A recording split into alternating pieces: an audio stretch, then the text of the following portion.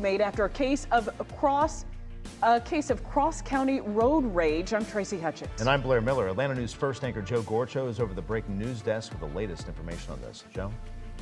Blair and Tracy, multiple jurisdictions involved in making this arrest happen. Cobb County Police have taken Bashir Beal into custody. Now, this follows a dramatic road rage incident following Cherokee County making this arrest and then handing him over to Cobb County Police. So let's go over some of the details here again about this road rage incident involving gunfire spanning parts of Cobb County and ending in Roswell. Beal allegedly shot at Kenneth Taylor's vehicle, who later stopped near Woodstock Road and Mabry Road, suffering from multiple gunshot wounds. Now, his car appeared damaged by gunfire as well, as you probably saw in some of the video there.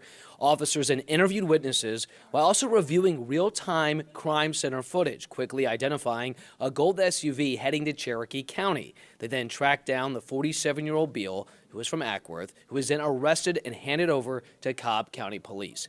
Beal faces charges of aggravated assault and possession of a firearm during the commission of a crime. Live in the newsroom, Joe Gorcho, Atlanta News First.